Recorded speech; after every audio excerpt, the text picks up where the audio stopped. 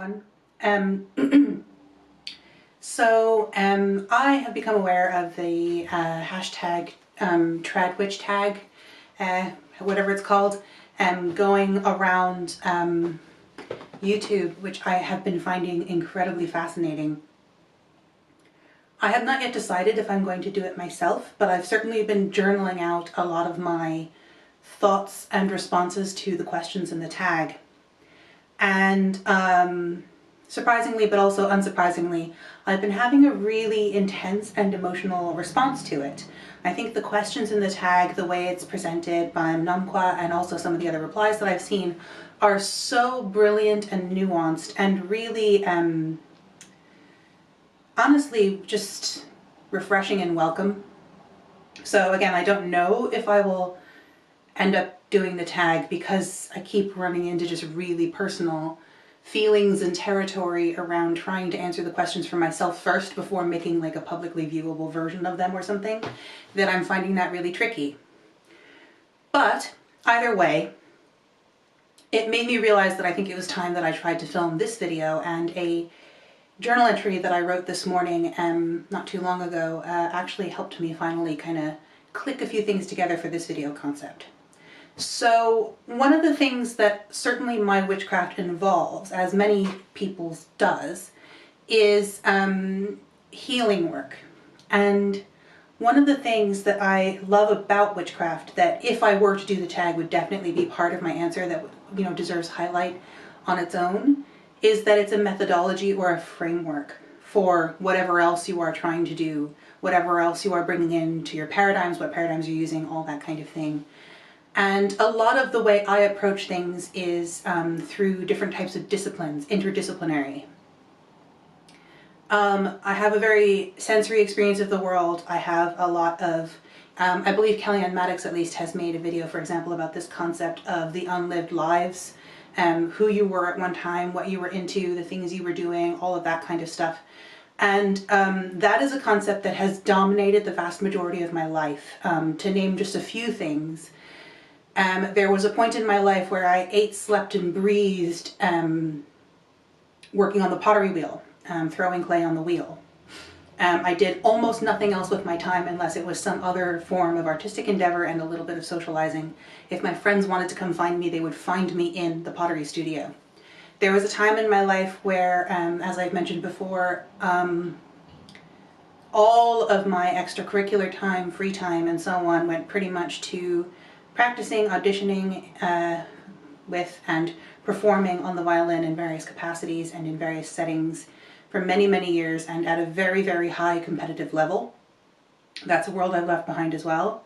Another thing I would have done many years developing it is learning and playing in sessions and sort of gathering repertoire around different forms of trad music, very specifically American old-timey trad on different instruments, the Appalachian mountain dulcimer, clawhammer, banjo, all sorts of things, fiddle, Irish trad music, a bit of Scottish, a little bit of stuff from Cape Breton, that kind of thing. Would have been a whole world that I would have been, I would have occupied my time with at one point. And that also included some aspects of different forms of traditional dance that I haven't revisited in a very long time.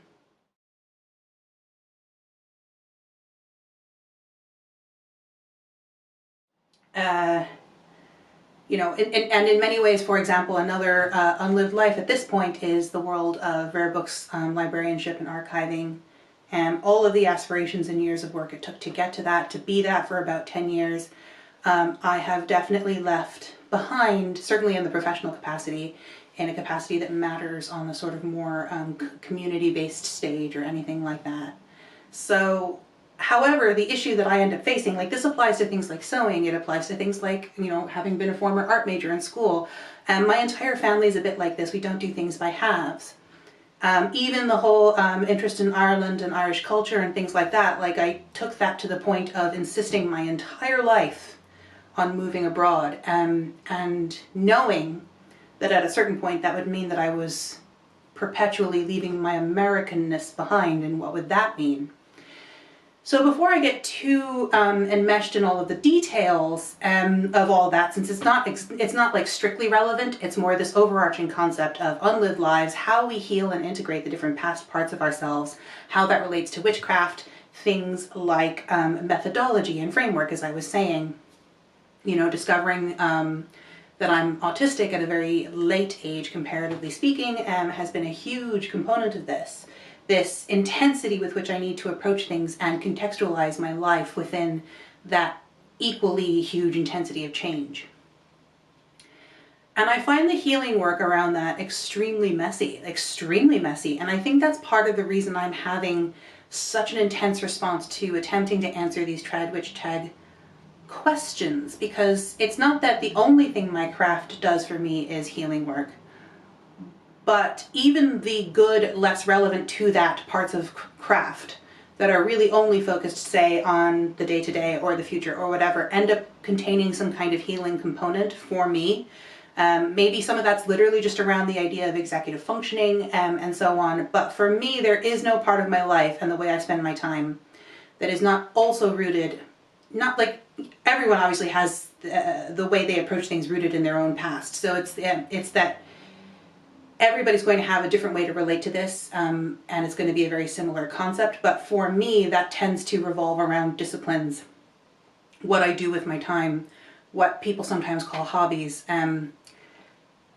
I don't have a way of spending my time that is not hugely wrapped up in an intense and very immersive, location-specific type of activity, if that's a complete sentence.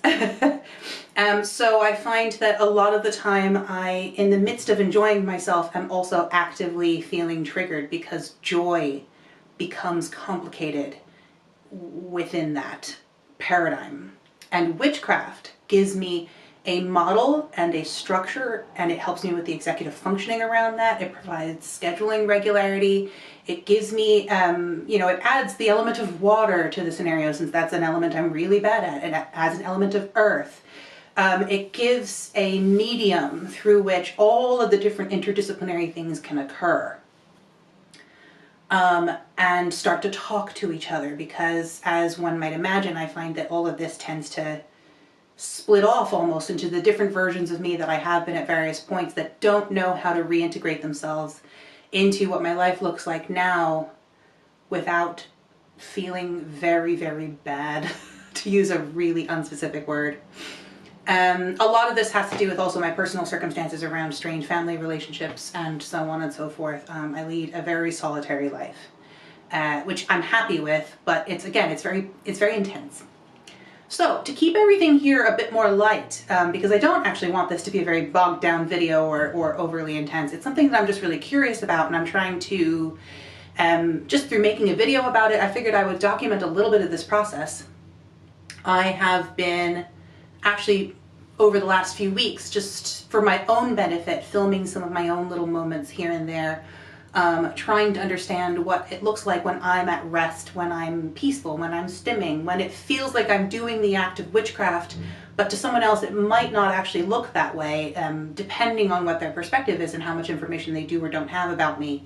You know, just sort of exploring the idea of what's a more mundane activity that for me in my brain at all moments is witchy, in a way that doesn't overwhelm the senses or doesn't overwhelm me with emotion and so on, and how that then regulates itself and becomes part of the lived experience of being a witch. Because it's not that everything needs to be triggering when you're doing witchcraft or when you're doing healing work or when you're doing ritual.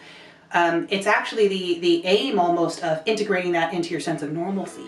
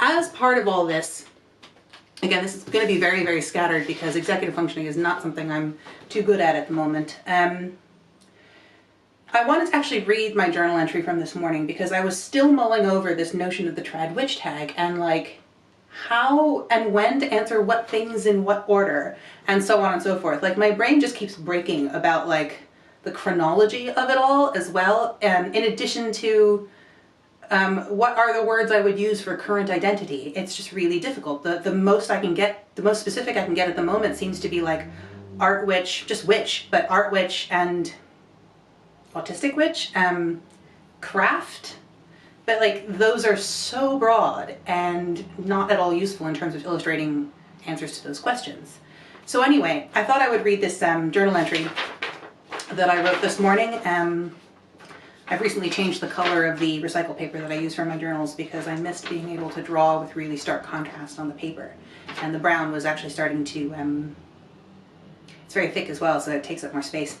Anyway, so I wrote this morning, as of filming this, Monday. Bearing in mind that it is Monday, I am feeling really emotionally wobbly and muddled. Trying to heal from, understand, explore, and reintegrate the various components of my life to build a new sense of normality and stability according to my own needs and wishes is just an insanely complex process.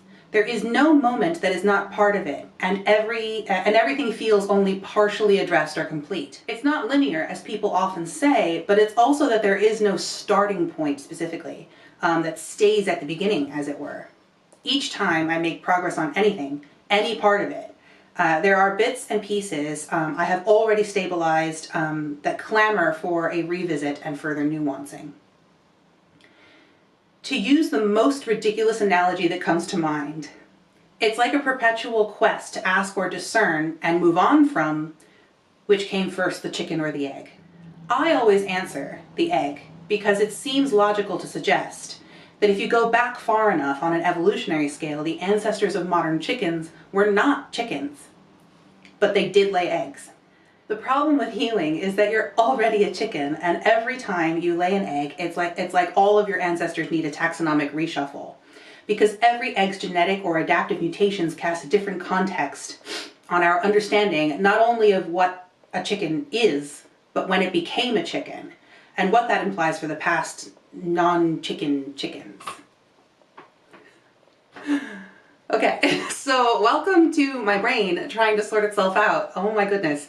But I felt like that actually was a really good illustration of like why it's such a clusterfuck to try and get yourself somewhere with a sense of regularity or routine or whatever it is you're actually trying to build. Now, as I hope I've made clear, I don't think that this is all that unusual to me. I think healing looks this messy for literally everybody at various stages in their life and to varying levels of intensity. My problems do tend to be rooted in the intense emotional response to current or former and hopefully also future disciplines. But you know, like whatever it is, your sort of topic that is relevant to your healing is going to come with similar emotionally just weird things to sort out. You're like, how can joy be this hard? I mean, when you're feeling it, not just trying to get to a point of joy, but when you are feeling joy, like, why is joy so complicated? Where's the sense of play that then doesn't come along with a sense of like, ooh, accomplishment and struggle? So anyway, I just kind of wanted to say that because I really, really feel very intense about this whole trad witch tag thing, and I'm kind of a little bit surprised that I'm having such a hard time with it. So again, regardless of whether or not I answer the tag in the end, I did kind of want this video to sort of exist on my channel.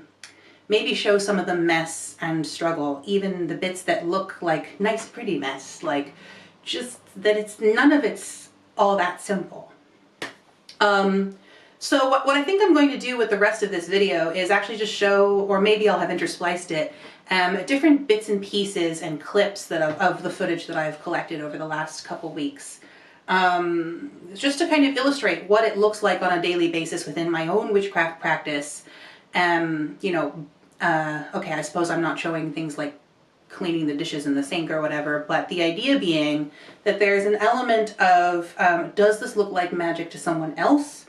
Would anyone else even ever see it if I didn't film it, kind of thing. Like, there's just all of this very, very hidden, very quiet, very simple in many ways approach to a lot of things, along with some of the more sort of complex magical things. And I find that all of that, I've said this before on the channel, all of that magic and mundane, for me anyway, is inextricably linked, and I don't really want them to be separated. But I also struggle with that. That's a form of cognitive dissonance in many ways, and it just seems to be the sort of place where I dwell. And it's invigorating, it's interesting, it's potent, it's inspiring, but it's also very tiring, and it's necessarily constantly in flux until hopefully I sort of get a better sense of how all of this works over time. It sounds like I'm even saying it all from a very recent perspective, but I've been a witch for a little, a while now. Overtly so, owning and like officially, as it were, converting in 2017, but a long, long history before that. So yeah, it's just weird. Anyway, I should stop talking because I'm being a weird Monday noodle and get on with the rest of my day. I hope everyone is doing well, taking care of themselves to the best of their ability, and being kind. And I will see you all next time. Bye.